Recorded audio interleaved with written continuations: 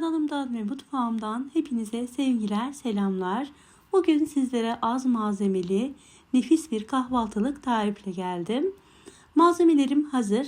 Her zaman olduğu gibi açıklama kısmına detaylı bir şekilde ekleyeceğim. Oradan bakabilirsiniz. Şimdi hemen tarifimizin yapımına geçelim. Ben bu tarifte 2 tane büyük boy patates kullandım. 2 tane yumurta, şöyle yarım kase kadar rendelenmiş kaşar peyniri, yarım kuru soğan, baharat olarak karabiber, pul biber, kırmızı toz biber ve tuz kullandım. Bunları damak zevkinize göre ayarlayabilirsiniz. Öncelikle patateslerimizi rendenin ince tarafıyla rendeleyelim. Rendeledikten sonra suyunu güzelce sıkacağız ve sonrasında tarifimize devam edeceğiz. Bu tarif gerçekten çok pratik oluyor. Özellikle hafta sonu kahvaltıları için yapabilirsiniz. Yapımı oldukça pratik ama lezzeti gerçekten muhteşem oluyor. Evet, patateslerimin ikisini de rendeledikten sonra hemen suyunu iyice sıkacağım. Oldukça fazla su çıkıyor. Birazdan göreceksiniz zaten. Eğer bu şekilde sulu bir şekilde pişirirseniz içi çiğ kalacaktır ve pişmeyecektir. O yüzden mutlaka bu sıkma işlemini yapalım.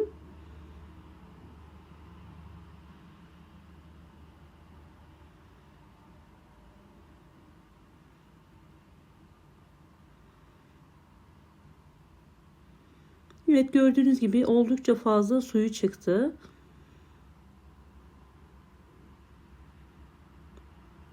Evet, bunu hemen kaldırıyorum ve hemen diğer malzemeleri üzerine ekliyorum. 2 tane yumurtayı ekliyorum. Rendeleyip suyunu sıkmış olduğum kuru soğanımı ekledim. Benim soğanım oldukça büyüktü. O yüzden yarım kuru soğan kullandım. Sizlerinki orta boysa veya küçükse bir tane rendeleyebilirsiniz. Yarım kase rendelenmiş kaşar peyniri ekledim. Baharat olarak karabiber, pul biber, kırmızı toz biber ve tuz kullandım. Bunların miktarlarını açıklama kısmına ekleyeceğim. Sizler damak zevkinize göre azaltıp çoğaltabilirsiniz. Şimdi bütün malzemelerimizi güzelce karıştıralım. Bütün baharatlar, yumurta ve patates birbirine karışsın. Sizler arzunuza göre içerisine farklı malzemeler de tabii ki ekleyebilirsiniz ama bu şekilde çok güzel oluyor. Evet, güzelce karıştırdıktan sonra artık pişirme aşamasına geçebiliriz. Uygun bir tavayı ocağın üzerine alalım. Yanmaz, yapışmaz, teflon ya da granit bir tava kullanırsanız çok daha iyi olacaktır.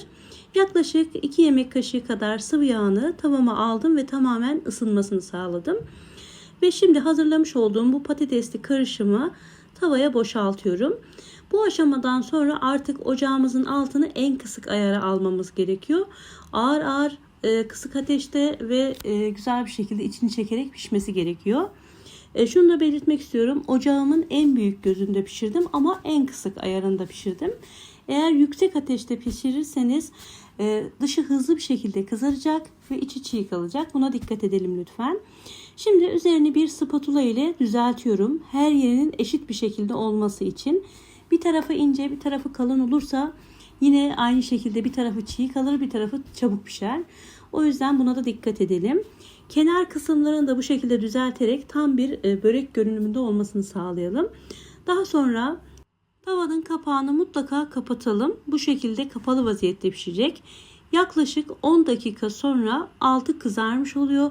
Ama sizler lütfen ara ara kontrol edin. Her ocağın ısısı farklı olabilir. O yüzden bir spatula yardımıyla altının kızarıp kızarmadığını kontrol edin. Benim ocağımda tam 10 dakikada altı çok güzel bir şekilde kızarmıştı.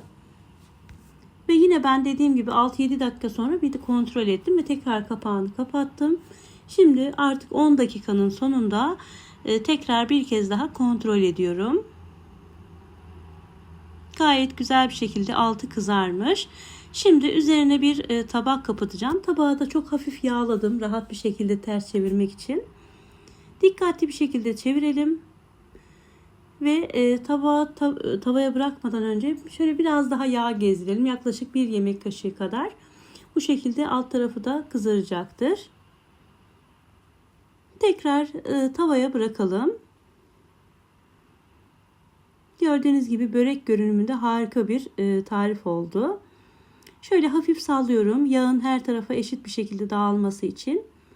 Tekrar kapağını kapatacağım. Bir 5-6 dakika bu şekilde kapalı vaziyette pişireceğim. 5-6 dakikanın sonunda kapağını açıp kalan sürede de kapağı açık vaziyette pişireceğim ki çok fazla buharlanma olmasın. Evet, yaklaşık 5-6 dakikadır alt tarafı da pişiyor. Ben iki tarafında 10'ar dakikada pişirdim. Yani toplamda 20-21 dakikada iki tarafı da çok güzel bir şekilde pişmiş oluyor arkadaşlar. Ama dediğim gibi bu süre herkesin ocak ısısına göre ve tavasının kalitesine göre bile değişebilir. O yüzden mutlaka ara ara kontrol etmeyi unutmayalım. 20 dakikanın sonunda alt tarafı da çok güzel bir şekilde kızarmış. Hemen servis tabağıma aldım. Sizlere bir de yakından göstermek istiyorum. Gördüğünüz gibi dışı çok güzel bir şekilde kızarmış. İçi de yine aynı şekilde çok güzel bir şekilde pişmiş. Bu tarifin özelliği kısık ateşte ağır ağır pişmesi ve ortaya inanın çok lezzetli bir kahvaltılık tarif çıkması. Umarım sizler de dener ve bu güzel tarifi beğenirsiniz. Eğer denerseniz bu videonun altına mutlaka yorumlarınızı da bekliyorum. Hemen şöyle dilimledikten sonra sizlere bir de yakından göstermek istiyorum.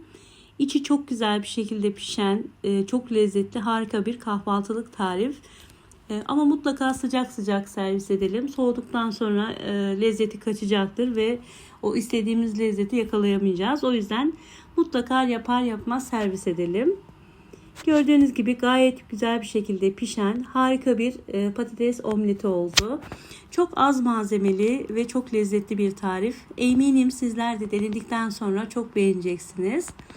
Evet, hemen şöyle bir kez daha gösterdikten sonra artık videomu burada sonlandırmak istiyorum. Bugünlük de bu videomuzun sonuna geldik. Umarım videomu keyifle izlemişsinizdir.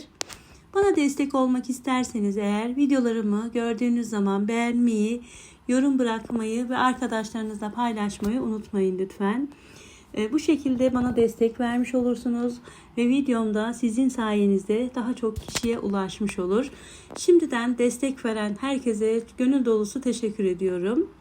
Eğer bu videoda ilk defa karşılaşıyorsak kanalıma abone olup yanındaki zil işaretini de açarsanız yeni yüklediğim videolarımdan anında haberdar olabilirsiniz. Bunun gibi daha birçok kahvaltılık tarif, yemek tarifi, birbirinden güzel tatlı tariflerini sayfamda bulabilirsiniz. Her bütçeye uygun tarifler çekmeye çalışıyorum. Umarım sizlere de faydalı oluyordur. Yepyeni tariflerimde görüşmek üzere. Allah'a emanet olun. Hoşça kalın.